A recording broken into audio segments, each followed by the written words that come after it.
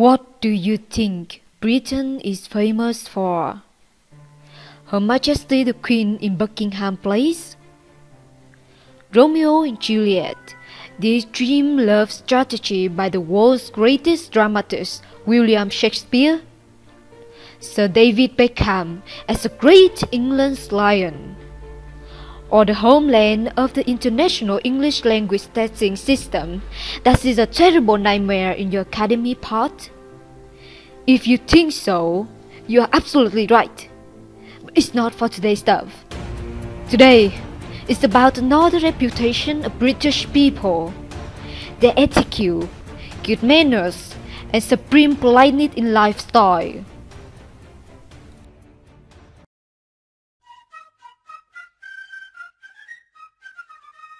Being British means being overly polite. They say please, thank you, and sorry at every possible occasion. It's considered good manners, and if you don't follow that, well, you are a rude one.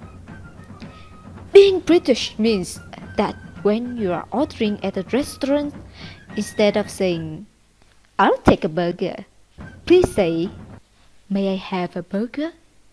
So, whatever happens, always say please, thank you, and sorry. Oh, sorry. Oh, sorry.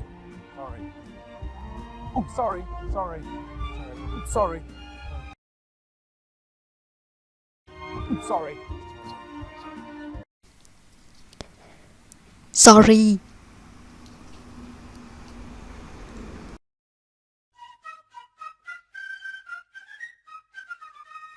Saying something when either it means just the opposite or is playing down a situation is the part of British etiquette. However, saying that they are all genuinely and very polite may not be completely true. British people have a somewhat different way of speaking and acting as compared to other cultures. British people are not straightforward, open, and passionate like Americans, Italians, or other cultures can be when expressing their feelings. In other words, they are kings of understatement, lord of indirectness. Understatement is a way of life in Great Britain.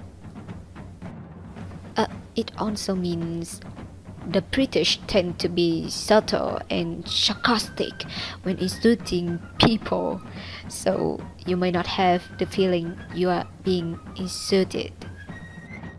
No, yeah, that was interesting.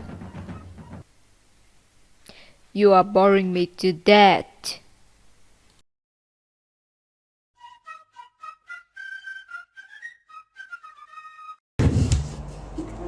Dear Amazon, where is my package? Got there. Dear Amazon,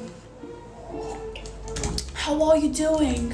I'm hoping that your children are doing great. How are your parents doing? By the way, do you get any noise from the neighbors? Anyway, I'm aware that you're very busy right now, but I was just concerned about my package that was supposed to come yesterday. Could you please sort this out for me? That would be absolutely lovely, and thank you very much. Have a good day. In fact, have a good life. Get yourself a husband. Maybe actually a wife. Kind regards, best wishes, sincerely yours, Katerina Culp.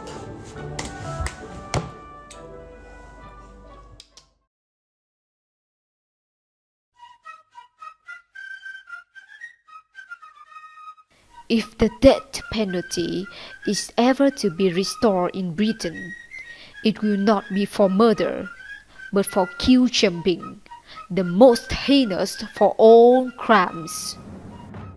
Queuing is a unique part of British culture. Violating a queue is considered extremely impolite, so never push ahead in a line. If queuing was an Olympic event, then Great Britain would win gold. Then it waits for an hour, takes a ticket, and wins silver and bronze. No one queues better than British, and if you want to fit in, you need to know the rules. Rule number 1. Remember to always stand in line. Rule number 2. Don't push in.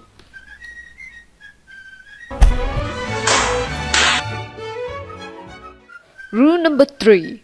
Be mindful of others in the queue.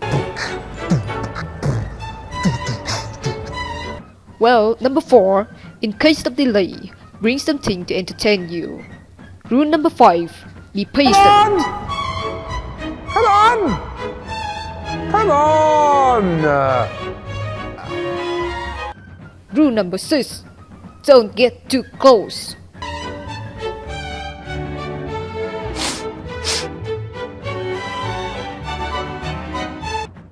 Rule number 7. Be prepared to wait. And finally, be prepared for everything eventuality.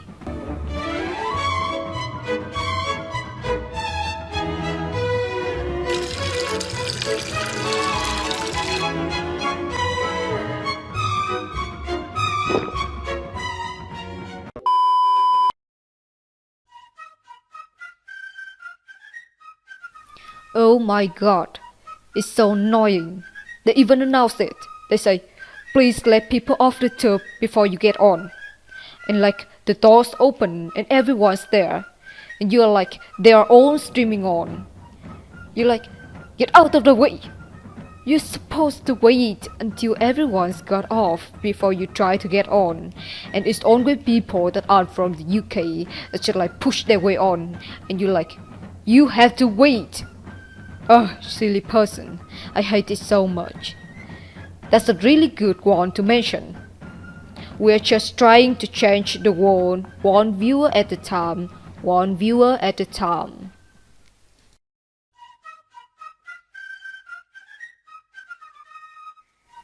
You are walking through a door. There's somebody close behind you. Maybe you don't know them, or maybe you do know them. But usually it will be considered good manners to open the door and let the other walk through also, instead of just walking through and letting the door close in their face.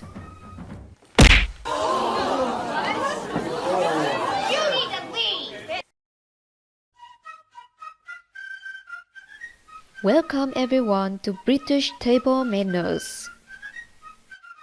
Correct handling of cutlery is the minimum courtesy to show respect to the British. You should know that the British usually hold a knife with their right hand to chop food, and hold a fork with their left hand with the forks pointing downward and the food pushed onto the back of the fork with the knife rather than scooped. According to that bread, the fork and spoon are only things that should go into the mouth. When eating is complete, place your knife and fork side by side in the middle of your plate. Fork prongs down, knife to the right with the blade turned inward toward the fork. All spoons should be placed to the side plate. And please don't start stacking the dishes like you work at a diner. So, when you come to England, you need to practice using a knife with your right hand and taking food with a fork with your left hand. Now, let's continue with the English style of drinking tea. The British love tea. So, enjoying tea has become a part of their culture.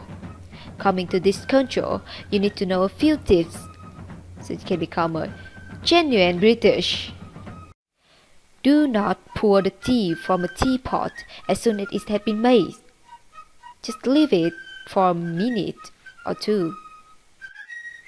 If the teapot contains loose tea, place the tea strainer onto the cup before pouring. Milk can be added to the cup either before or after pouring the tea. Once the teapot is half empty, or if the tea is too strong for you, pour the hot water into the teapot.